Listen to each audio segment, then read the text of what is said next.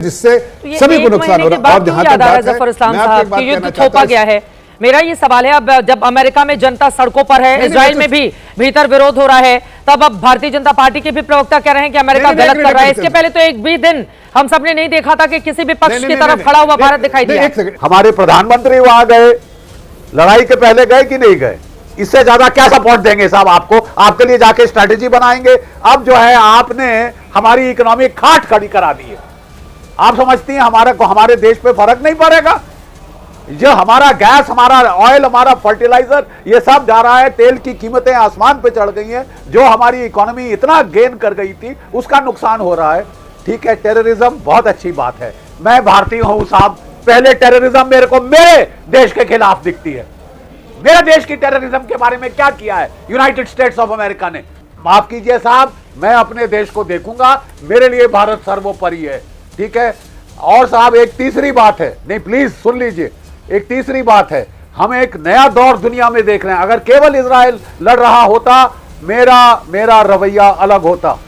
Donald Trump ने पहले मारा वेनेजुएला को, फिर वो चढ़ गए ईरान पे, फिर वो कह रहे हैं मैं क्यूबा की ऐसी तैसी कर दूंगा, साइबर अटैक शुरू करा दिए हैं। फिर वो साहब कह रहे हैं मैं ग्रीनलैंड पकड़ूंगा। फिर वो साहब कह रहे हैं मैं कनाडा को 51st स्टेट बनाऊंगा। अगले कहां आएंगे साहब? भारत में। चालू करो बे। को लेकर लगातार आपकी ओर से ताबड़तोड़ आलोचना की जा रही थी। राष्ट्रपति ट्रंप की यह बताया जा रहा था कि ट्रंप के कारण दुनिया में मुश्किलें किस तरह से बढ़ती हुई चली जा रही हैं। अब न सिर्फ अमेरिका में 90 लाख लोगों ने उतरकर प्रदर्शन किया, बल्कि दुनिया के 15 ऐसे मुल्क हैं जहां पर ट्रंप की नीतियों की वजह से विरोध जारी है। इस पर पहली टिप्पणी आपकी। नहीं, आई एम नॉट सरप्राइज। देखिए, अगर आप अपनी अननेसेसरी वॉर ऑफ चॉइस करें जिससे कि पूरी दुनिया में इकोनॉमिक तबाही का दौर आना शुरू हो जाए, बहुत नुकसान हो रहा है। दुनिया इन्फ्लेशन चढ़ी जा रही है। Oil, gas, fertiliser, movement, transportation of goods, aluminium, ये सब महंगे पे महंगा हुआ जा रहा है। इस वक्त आपकी जो है क्रॉप्स के बोने का टाइम है। फर्टिलाइजर के दाम यूनाइटेड स्टेट्स में 42% चढ़ गए। ठीक है साहब, पूरी दुनिया भर में क्राइसिस है। एलएनजी से यूरोप में एनर्जी प्रोडक्शन होती है और वो भी वहाँ पे प्रॉब्लमैटिक हो रही है। कल आपने इंग्लैंड में प्रदर्शन देखा था, बड़ा भारी ग्रेट ब्रिटेन के अंदर। आज अमेरिका के तमाम सब प्रांतों में 50 में से 50 states of the United states में जनता का गुबार के जो हजूम निकल कर आ गए हैं डोनाल्ड ट्रंप के खिलाफ कि we don't want any king. देखिए, आप युद्ध करना चाहते हैं किसी स्ट्रैटेजी के साथ, किसी अंत के साथ, किसी तुक के साथ करिए। आप तो दुनिया की तबाही लाने के लिए मेरे को कोई फर्क नहीं पड़ता। बिल्कुल। फिर इन्होंने बीच में बयान दिया कि अगर दूसरा वियतनाम होना है तो हो जाए। क्या आपको याद है कि वियतनाम में 50,000 अमेरिकी सैनिक शहीद हुए थे और उसके बाद जो रिचर्ड मलाउस निक्सन है वो इम्पीच हो गए थे। ठीक है, आपने वॉर ऑफ चॉइस किया विच वाज एब्सोल्युटली अननेसेसरी। दो आपके मागा के सपोर्टर, बड़े नज़दीकी आपके जो डायरेक्टर ऑफ काउंटर टेररिज्म और दूसरा डायरेक्टर नेशनल इंटेलिजेंस, वो लोग जो है रिजाइन कर चुके हैं। बिल्कुल। और अभी मेरा ख्याल this is the tip of the iceberg, because it was a thoughtless act जिसमें कितने सारे लोग मर गए हैं, कैसी ज़बरदस्त तबाही हुई है। मिडिल ईस्ट का तो सफाया हो गया है और अब ये एशिया में काफ़ी नुकसान हुआ है मुल्कों का। भारत, साउथ कोरिया, जापान, बड़ी बड़ी इकोनॉमीज इनको हिला के रख दिया है। वहाँ यूरोप में तमाम इकोनॉमीज, पहले तो उनसे रूस का तेल और गैस बंद कराया अमेरिका ने, अब वो जो बचा तेल था वो वहाँ का बंद कराया है।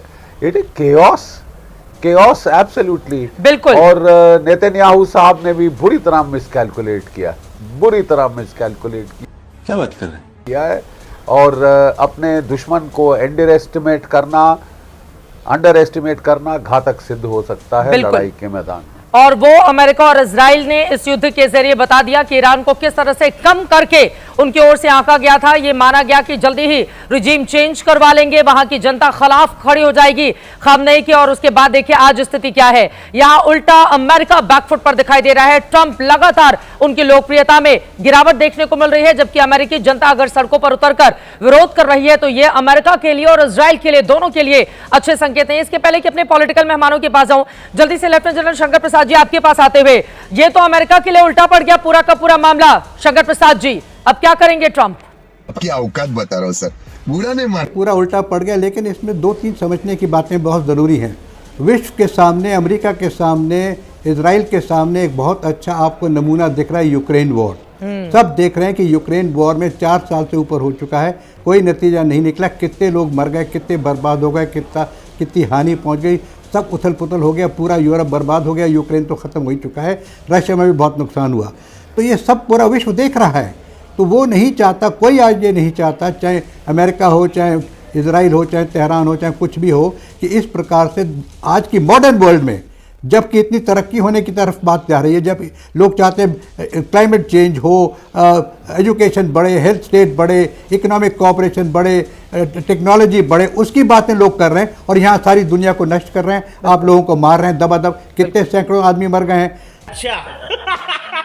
वो शहर बिल्कुल आउट ऑफ एक्शन हो गया है। 1000 मेगावाट का है, रशियन से बना है, कोई बिजली नहीं आ रही। अब वो एनर्जी क्राइसिस, बिजली क्राइसिस तेहरान में आएगी, हो सकता है तब लोग उतरे। फाइनली बेटा, अमेरिका में लोग उतरे हैं ना सड़क पे, क्योंकि अमेरिकन पुलिस उनको गोली नहीं मारती है। ईरान में जो उतरे थे, आपको याद होगा, मार दिया था, 70,000 का फिगर है जी। नाउ यू डिसाइड कि कहां पर क्या होना चाहिए। ये लोग जो प्रेशर कर रहे हैं वो प्रेशर में आने नहीं। ठीक है, अब जफर इस्लाम साहब, मैं फौरन आपके पास आऊंगी, सैयद जवाद भी हैं, लेकिन जीडी बख्शी साहब हाथ उठा रहे हैं, वो कुछ बातें ऐड करना चाहते हैं।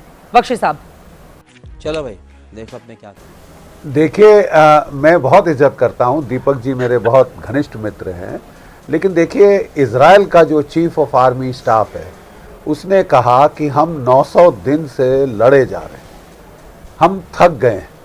ठीक है, बिल्कुल। और ये लड़ाई विदाउट स्ट्रैटेजी है। लड़ें, आप ज़रूर लड़ें, लड़ने का जो शौक फरमाते हैं वो लड़ें, जम के लड़ें, लेकिन कोई स्ट्रैटेजी होनी चाहिए। Before you start the war आपका एग्जिट स्ट्रैटेजी होनी चाहिए, आपका एक एग्जिट प्लान होना चाहिए, क्या एम्स एंड ऑब्जेक्टिव्स हैं क्लियरली डिफाइंड होने चाहिए, अचीवेबल हैं कि नहीं उसका अंदाज लिया जाता है। युद्ध शुरू करने के पहले युद्ध इतनी आसानी से शुरू नहीं किया जाता, you know, on a Vim, on an impulse आप इतना बड़ा युद्ध, इतनी हानि नहीं कराते। बिल्कुल, इसमें lot of it was not thought through. और एक देखिए, बोलते हैं being subjective and being objective. Subjectivity है कि साहब मुझे लगता है ये हो जाएगा, 2 दिन में तख्ता पलट हो जाएगा, short quick war, quick in quick out. जब आपको साफ विदित हो गया कि क्विक इन क्विक आउट नहीं है, तो देन यू स्टार्ट, बोले doubling down, then you start, जिसको हम लोग बोलते हैं रीइंफोर्सिंग अ फेलियर। और जब आपको इजराइल का चीफ ऑफ आर्मी स्टाफ कह रहा है कि साहब 900 दिन से हम लड़ रहे हैं, नहीं, मैं इजराइल के लोगों के, मेरे बहुत दोस्त हैं इजराइल की फौज में, कितने सारे हमने, मेरे साथ उन्होंने कोर्सेज किए हैं, उनका इंस्ट्रक्टर मैं रहा हूं, अभी भी वो मेरे से संपर्क में है। लेकिन वो जब इजराइल का आर्मी चीफ बोल रहा हो, इजराइल का आर्मी चीफ वो कह रहा हो कि you can't start a war without a strategy. 900 दिन हो गए, हम लड़ते लड़ते लड़ते थक गए हैं, हमको 15 से 20 हजार और लोग मोबिलाइज करने पड़ेंगे। और वहां पे देखिए एक प्रॉब्लम है, जो ऑर्थोडॉक्स ज्यूज हैं वो कहते हैं मैं हथियार नहीं उठाऊंगा, तो इसका मतलब जो एक लिमिटेड सेगमेंट है वही कीमत चुकाता है। ठीक है, और इसके चलते इजराइल की जो डेमोग्राफी बहुत छोटी है, एरिया बहुत छोटा है, उनको जब भी वो लड़ाई उन्होंने शुरू की है, they have been known for quick wars. अब कोई नहीं कहता कि भाई कि इजराइल के खिलाफ जो है जुल्म नहीं हुआ, लेकिन आपने हमास को 2 साल लगाए, ठोक दिया, आपने हिजबुल्लाह को ठोक दिया, आपने हौती को मारा, फिर पिछले साल ईरान पे चढ़ गए। अब सारी दुनिया साहब आपके लिए इंतजार तो नहीं करते रहेगी कि जब तक आप ये नहीं कह रहे कि मैं बचाना चाहता हूं अपने आप को, आप कह रहे हैं मैं ईरान को खत्म कर देना चाहता हूं। अगर आप खत्म नहीं होना चाहते तो I don't think it is very right for you to also say कि मैं दूसरे देश को तबाह कर दूंगा, 3-4 टुकड़े कर दूंगा और वहां पे मैं एक जो है तमाशबीन, ठीक है, वो शिकागो से लाऊंगा, वो शाह का बेटा, उसको मैं राजा बना दूंगा। अभी ऐसा भी नहीं चल सकता ना साहब। And security to 9 million Israelis versus economic devastation for the rest of the world. ठीक है, Somewhere you have to draw a line कि साहब मेरे हित में कितना मैं आगे ले जा सकता हूं। You have to be rational, you have to be practical, and then you have to be realistic. ठीक है कि मैं 2 दिन में तबाह कर दूंगा, कहना तो बहुत आसान है साहब, लेकिन आप नहीं कर पाए। और 30 वो दिन हो गए दिखाई भी दे रहा है। और माफ कीजिए, इजराइल का हाल भी इस वक्त बुरा है। वहां से लगातार खबरें आ रही हैं कि इजराइल के जो सैनिक हैं वो थकते हुए चले जा रहे हैं। अब आगे क्या होगा? इजराइल के सामने भी यहां पर कई बड़ी चुनौतियां कायम है, जबकि राष्ट्रपति ट्रंप को भी क्या ये भान होने लगा है कि इजराइल ने डर दिखाकर कि ईरान अमेरिका पर भी हमले कर सकता है और वहां के लोगों के लिए भी अच्छी खबर नहीं होगी अगर ईरान ताकतवर बनता है। क्या भ्रम में डाला? इस तरह की खबरें भी सामने आई थी क्योंकि नेतन्याहू की ओर से ऐसा बयान भी ट्रंप के संदर्भ में दिया गया कि वो बच्चे नहीं है कि उनको समझाकर और मैं उनको युद्ध में डाल दूंगा। लेकिन अब मैं राजनीतिक मेहमानों का रुख करते हुए जफर इस्लाम जी, राष्ट्रीय प्रवक्ता बीजेपी के, और सैयद जावेद जी, राजनीतिक विश्लेषक हमारे साथ जुड़े हुए हैं। जफर इस्लाम साहब, देखिए सऊदी, तुर्की और मिस्र के विदेश मंत्री इस्लामाबाद पहुंचे हुए हैं और वहां पर पाकिस्तान में 3 देशों के साथ ईरान जंग पर मीटिंग हो रही है। यह बड़ी जानकारी सामने आई जिसको लेकर देश के भीतर की सियासत गरमाई हुई है। विपक्षी दल कह रहे हैं कि भाई विश्वगुरु बनने का मौका तो हमारे पास था, यह पाकिस्तान क्यों लेकर जा रहा है? जफर इस्लाम जी। गजब बेइज्जती है। उससे पहले मैं चित्रा जी 2-3 बातें कहना चाहता हूं। मैंने 2 एक्सपर्ट्स को सुना, एक मेरे ख्याल से कूटनीति के एक्सपर्ट है, एक डिफेंस के एक्सपर्ट है। हाँ। तो मैंने जो समझा दीपक बोरा जी से, मैं जनरली उनकी बातों से एग्री करता हूं, लेकिन आज मैं पूरे तौर से डिसएग्री कर रहा हूं। उनकी बातों में वजन नहीं था, उनकी बातों में बहुत प्रिपेयर्डनेस नहीं थी, इसलिए कि उनको मैं ऐसा रिक्वेस्ट करूंगा कि एक बार वो जनरल जीडी बख्शी की कल जो उन्होंने जो वीडियो जारी किया, पूरी तफसील से यहाँ नहीं बताया, जो 40 मिनट 25 मिनट का उनका वीडियो है, उसमें कितने नाम अमेरिका के टॉप जो है डिफेंस एक्सपर्ट्स प्लस सेंटकॉम के मेंबर्स, उन लोगों का ओपिनियन उन्होंने कहा है और उसमें कहा है कि कोई वॉर नहीं चाहता था, वॉर थोपा गया है। डिप्लोमेसी हमारी सरकार का जो बात है कि हमें डिप्लोमेटिक अप्रोच होना चाहिए, डिप्लोमेसी और डायलॉग के through. War is not a solution for anything. अगर आपको किसी चीज का भी बात करना है तो बात, अमेरिका के पास औजार है, पावरफुल मुल्क है, चाइना पावरफुल मुल्क है, तो क्या हर दिन वो सबके पास चाइना थोड़ी अटैक करने जा रहा है? लेकिन आपके साथ डायलॉग होना चाहिए ताकि कोई तकलीफ नहीं हो। जो इजराइल कर रहा है वो कई चीज अमानवीय, जैसे स्कूल के बच्चों के ऊपर उन्होंने जो अटैक किया वो गलत है, लेकिन उनकी अपनी जो भी कमजोरी हो या उनकी जो भी मजबूरी हो, उन्होंने वॉर किया था, तो जैसा उनका जो ऑब्जेक्टिव था रिजीम चेंज, अब रिजीम चेंज के बाद कुछ और चीज आ रहा है, कुछ और हर दिन जो है ट्रंप साहब कुछ और ही बोल रहे हैं। तो मुझे लगता है कि दुनिया की परिप्रेक्ष्य में सोचना चाहिए कि इससे बाकी देशों को बहुत नुकसान हो रहा है, जो देश का कोई लेना देना नहीं है, जिससे कोई मतलब नहीं इजराइल और ईरान में कोई, हम तो पक्षधार हैं भाई शांति के, हम चाहते हैं कि शांति में, विश्व में शांति बना रहे, उसके बावजूद इस तरह की चीजें दिख रही है जिससे हमें खामखा का कोलैटरल डैमेज हो रहा है। तो हम तो जाहिर इस बात को कहेंगे कि भाई आप वॉर रोकिए, समझदारी से बात कीजिए और आपस में डिस्कस करके डायलॉग से निकालिए। अब अमेरिका में जितने बड़े जो प्रोटेस्ट अमेरिका और इजराइल के अंदर हो रहे हैं, वो अपनी ही सरकार के खिलाफ, ईरान के खिलाफ थोड़ी कर रहे हैं, अपने सरकार के खिलाफ करे, तो इससे समझ में आता है। और अभी जो कैंट के बारे में कहा, जिसके बारे में जिक्र किया उन्होंने, इंटेलिजेंस और इंटेलिजेंस हेड दोनों ने कहा है कि कोई ऐसा इंटेलिजेंस नहीं था जहां पर ईरान अटैक करने जा रहा है। तो मतलब इससे समझ में आता है कि इस वॉर को दुनिया पर थोप दिया है ये दो मुल्कों ने, जिससे सभी को नुकसान हो रहा है। और जहां तक बात है, थोपा गया है, मेरा ये सवाल है, अब जब अमेरिका में जनता सड़कों पर है, इजराइल में भी भीतर विरोध हो रहा है, तब अब भारतीय जनता पार्टी के भी प्रवक्ता कह रहे हैं कि अमेरिका गलत कर रहा है। इसके पहले तो एक भी दिन हम सबने नहीं देखा था कि किसी भी पक्ष की तरफ खड़ा हुआ भारत दिखाई दिया। जी बोलिए। एक सेकंड। हाँ, नहीं हम नहीं मैं किसी की तरफ खड़ा नहीं, मैं कह रहा हूं कि आज उनकी जनता भी उनको गलत ठहरा रही। मैं ये कह रहा हूं कि हम पक्षधार हैं, इसके हम चाहते जल्दी से समाधान हो। अगर रिजीम चेंज करना चाहते थे 2 दिन में रिजीम चेंज करके खत्म कर देते, मैं तो ये कह रहा हूँ, लेकिन ये वॉर इतना प्रोलॉन्ग नहीं होना चाहिए। 2 दिन में कैसे रजीम चेंज हो जाता है जफर इस्लाम साहब? आज बैठकर बात करना बड़ा आसान हो जाता है, लेकिन थोड़ा सा प्रैक्टिकल अप्रोच। खामेनी साहब को तो मार ही दिया, उसके बाद कैसे रजीम चेंज कर देते? हम सब ने ये भी देखा था कि ईरान में I love Trump, I love America, कुछ ऐसे गुट थे जो सड़क पर उतरकर इस तरह के वीडियोस भी बनाते हुए नजर आए थे। 2 दिन में कैसे रजीम चेंज हो जाता जफर इस्लाम साहब? चित्रा जी 1 सेकंड में वही बात कर रहा हूँ। आप तो वैसी ही बातें कर रहे हैं जैसे 2 दिन में पीओके भारत में मिला ले हिंदुस्तान, जो विपक्षी दलों की ओर से कहा जाता है। आप वैसे ही बोल रहे हैं इस समय। नहीं, 1 मिनट,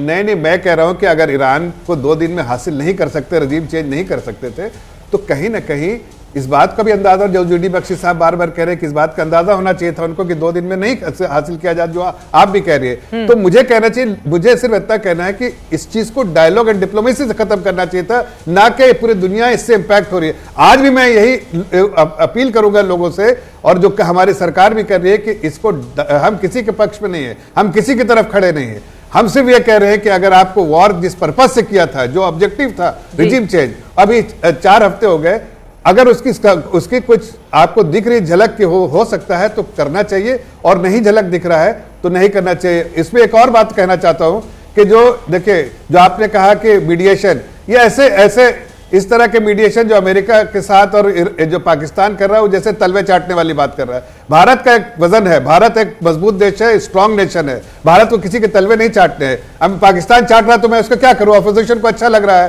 कि पाकिस्तान तलवे चाट रहा है। भाई, हमारी पोजीशन दुनिया की नजरों में दूसरी है। हमसे सलाह ले सकते हैं, हमसे गाइडेंस लगते हैं, हमको अप्रेस कर सकते हैं, लेकिन हम उस चीजों में हाथ नहीं डाल सकते जहां पर आपकी अपनी ही वजन खत्म हो जाए।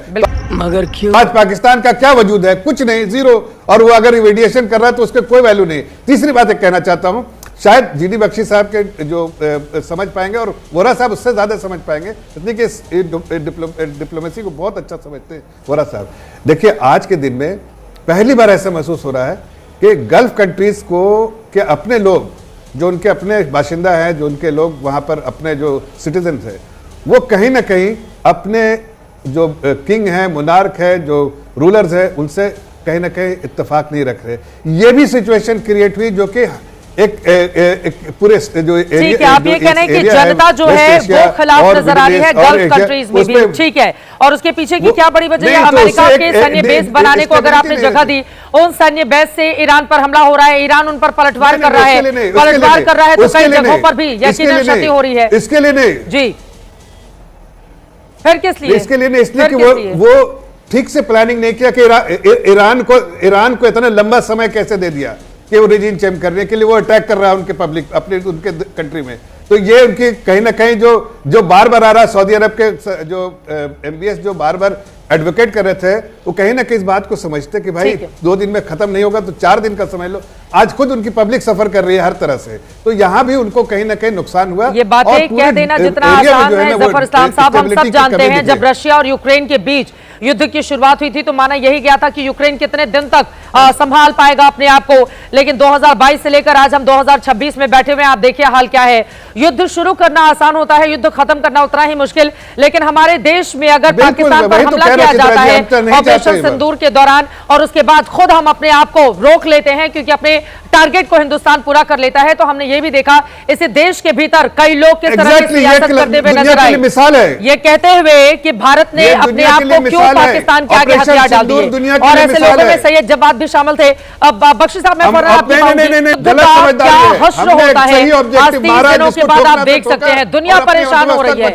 वहां ईरान में लोग मारे जा रहे हैं, इजराइल में वहां पर तबाही हो रही है, 3 पत्रकार लेबनान में मारे जा चुके हैं, 186 छोटे छोटे बच्चे ईरान में उनका कत्लेआम हो चुका है। हासिल क्या हो रहा है? और ट्रंप जो अपने आप को दादागिरी दिखाने के लिए आगे आ गए थे, उनके खिलाफ उन्हीं की जनता सड़कों पर उतर आई है। सैयद जवाद साहब, तो इसमें तो भारत सरकार ने शानदार काम किया था, उस दौर को भी याद कर लीजिए, और अभी भारत ने जो स्टैंड लेकर रखा है जवाद साहब, आपकी क्यों लग रहा है कि नहीं पाकिस्तान को देखकर ही काम करना चाहिए भारत को? अगर वो मध्यस्थता की पहल कर रहा है तो हमको भी कूद कर जाना चाहिए। जी चित्रा जी, बहुत बहुत धन्यवाद सभी को। मेरा जय हिंद जय संविधान। बात का आगाज फिर एक शेर से करता हूं कि लगा के आग शहर को बादशाह ने ये कहा, उठा है दिल में तमाशे का शौक बहुत, झुकाकर सभी शाहपरस्त बोल उठे, हुजूर का शौक सलामत रहे, शहर और बहुत है।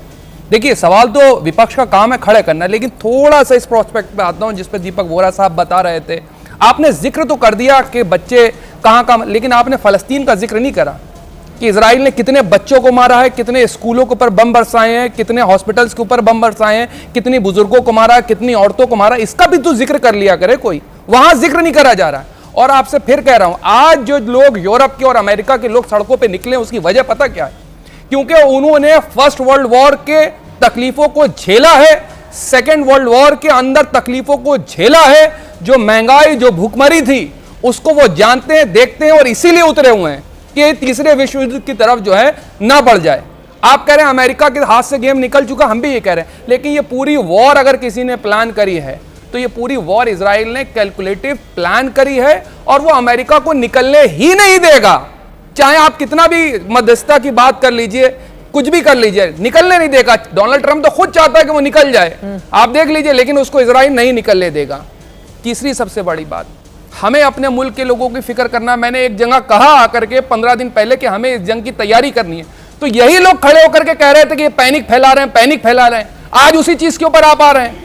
आपने अभी तक जो एलपीसी की समस्या हमारे सामने आ रही है, जो पेट्रोल की समस्या आ रही है, कोई, कल भी मैंने आपके चैनल पे कहा, कोई हेल्पलाइन नंबर आपने जारी करा कि कोई भी पैनिक ना फैले?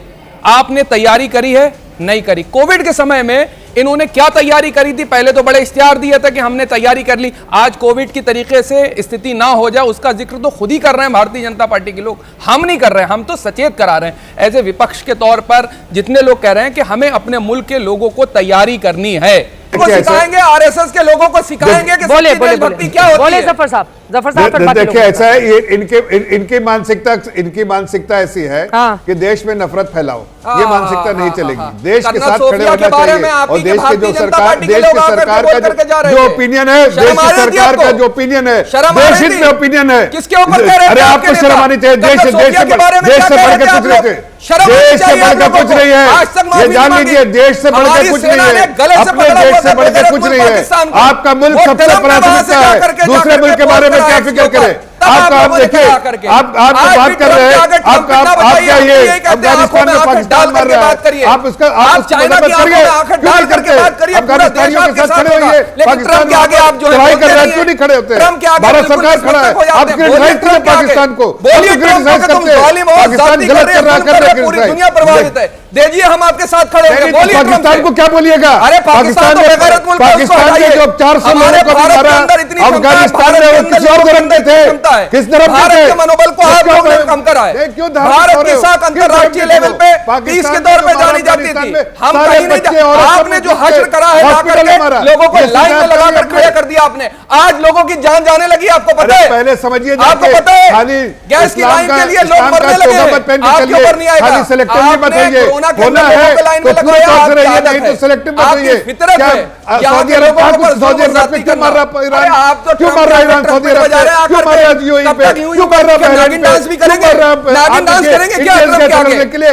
यूएई में 2 इंडियन शर्म नहीं आती आपको? लोगों को लाइन के अंदर लगवा रहे हैं। इंडियंस का क्या कल्पना है? अरे आप ट्रम्प के आगे नागिन डांस करते रहिएगा। ईरान ने जो मारा, आप समझ लीजिए इस देश के लोग मूर्ख नहीं है। अगर मेरे भारत के लोग लाइन में लगेंगे, अगर उनको कोई तकलीफ होगी, अगर उनको कोई परेशानी होगी, तो समझ लीजिए भारत के लोग सारे भारतीय मिलजुल करके एक दूसरे की मदद करेंगे। लेकिन आपकी सरकार से 2 अल्फाज नहीं बोले जा रहे ट्रम्प के खिलाफ। आपकी बात नहीं करी जा रही है, वॉर को रोकिए। क्या बोलना है? जाती कर रहे हो, जब्बार जी क्या बोलना है ट्रम्प से? अरे बोलना है कि तुम जुल्म कर रहे हो, जाती कर रहे हो पूरी दुनिया के आगे। जो तुम कर रहे हो उससे पूरी दुनिया प्रभावित हो रही है, लोग मर रहे हैं। यही लोग ईरान जो मुस्लिम देशों में पलटवार करते हुए बम बरसा रहा है, उसका नतीजा भी इन्हीं लोगों का। ईरान जो बम बरसा रहा है पलटवार करते हुए मुस्लिम देशों में, उसका वो क्या कर रहा है? अच्छा कर रहा है। देखिए सुन लेते हैं, हम नहीं कर रहे हैं क्या मतलब? वो भी तो मुसलमान देश है, कौन से? वो भी अरब कंट्रीज, हाँ बिल्कुल है, जहाँ पर पलटवार कर रहा है ईरान, तो वहाँ लोग नहीं मारे जा रहे हैं, वहाँ पर लाखों करोड़ देश वहाँ नहीं हो गए हैं। पहले दिन ही ईरान ने कहा था मेरे पर हमला होगा, अमेरिकन बेसेस को हम टारगेट करेंगे। जो लोग अमेरिका को जबरदस्ती उसकी पुष्ट पे बैठे हुए खाड़ी देश ईरान की आलोचना क्यों कर रहे हैं भाई? वो खत्म होने जा रही है। खाड़ी देश ईरान की I want to be educated, sir. मैं समझना चाहता हूँ। सर आप मेरे से ज्यादा तजुर्बा है। बाकी मेहमानों को ले आते 10 सेकंड दे दीजिए मुझे, 10 सेकंड बोलिए, 10 सेकंड मुझे दे दीजिए। सर मुझको जरा याद दिलवा दीजिए, जितने भी ज्यूज रहा करते थे वो पहले कहाँ रहा करते, वो तो यूरोप के अंदर रहा करते थे, जर्मनी में रहते थे, फ्रांस में रहते थे, अच्छी अच्छी जगह पे जॉब्स करते थे। उनके ऊपर जुल्म और ज्यादती किसने ढाई? क्या ईरान ने ढाई? और लगभग 2500 साल के ऊपर उनके ऊपर जुल्म और ज्यादती क्या करा गया? उनको जबरदस्ती भेजा गया। कहाँ भेजा गया? 1948 के अंदर तो भारत भी था, कहाँ तक? भारत सदियों से था। ना भारत सदियों से था। भारत का इतिहास इजराइल का कोई इतिहास नहीं। 1948 से पहले 1948 से पहले इजराइल का कोई इतिहास नहीं। भारत का इतिहास कंपेयर मत करिए। थोड़ी व्यवहारिक बातें कर मेरे भारत फिर अखंड भारत पे कर लीजिए। बोलने दे तकलीफ हुआ है बेचारे। एक मिनट प्लीज बोलिए। मैं बिल्कुल सहमत हूं कि इजराइल के खिलाफ जुल्म हुआ। वो 2 साल लड़े हमास के साथ, सवा सत्यानाश कर दिया हमास का। हम में से किसी ने आवाज उठाई? हमने उनका सहयोग दिया। वो लड़े हिजबुल्लाह के साथ, तबाह कर दी हिजबुल्लाह। हम में से किसी ने आवाज उठाई? वो हमने सब ने साथ दिया। हौती को मारा, हमने सब ने साथ दिया। पिछले साल उन्होंने ईरान पे हमला किया। आपने कभी आवाज सुनी मेरी या किसी और सैनिक की कि भाई वो करो, कि नहीं मत करो? वो सब ने किया। लेकिन अब आप जब ये बना के बैठ जाएं कि साहब ईरान का जुल्म है कि वो कह रहा है Israel has no right to exist, now Israel कह रहा है Iran has no right to exist, और हम तोड़ के छोड़ेंगे जब तक आखिरी ईरानियन ना खलास हो जाए, हम नहीं छोड़ेंगे साहब। अच्छा वो तो आप करिए, हमारे प्रधानमंत्री वहां गए, लड़ाई के पहले गए कि नहीं गए? इससे ज्यादा क्या सपोर्ट देंगे साहब आपको? आपके लिए जाके स्ट्रैटेजी बनाएंगे। अब जो है आपने हमारी इकोनॉमिक खाट खड़ी करा दी है। आप समझती हैं हमारे देश पे फर्क नहीं पड़ेगा? जो हमारा गैस, हमारा ऑयल, हमारा फर्टिलाइजर, ये सब जा रहा है। तेल की कीमतें आसमान पे चढ़ गई हैं। जो हमारी इकोनॉमी इतना गेन कर गई थी उसका नुकसान हो रहा है। ठीक है, टेररिज्म बहुत अच्छी बात है। मैं भारतीय हूं साहब, पहले टेररिज्म मेरे को मेरे देश के खिलाफ दिखती है। मेरे देश की टेररिज्म के बारे में क्या किया है यूनाइटेड स्टेट्स ऑफ अमेरिका ने? सिवाय ये जो है आसिम मुनीर, मुल्ला मुनीर को 3 बार जाके गोदी में बिठाया है, अभी भी सर पे चढ़ा रहा है, उसको F-16 अपग्रेड दे रहा है, और मार भारत को, और कर पहलगाम। माफ कीजिए साहब, मैं अपने देश को देखूंगा, मेरे लिए भारत सर्वोपरि है। ठीक है। और साहब एक तीसरी बात है, नहीं प्लीज सुन लीजिए, एक तीसरी बात है, हम एक नया दौर दुनिया में देख रहे हैं। अगर केवल इजराइल लड़ रहा होता, मेरा रवैया अलग होता। डोनाल्ड ट्रंप ने पहले मारा वेनेजुएला को, फिर वो चढ़ गए ईरान पे, फिर वो कह रहे हैं मैं क्यूबा की ऐसी तैसी कर दूंगा, साइबर अटैक शुरू करा दिए हैं। फिर वो साहब कह रहे हैं मैं ग्रीनलैंड पकड़ूंगा, फिर वो साहब कह रहे हैं मैं कनाडा को 51st स्टेट बनाऊंगा। अगले कहां आएंगे साहब? भारत में। मजा आया।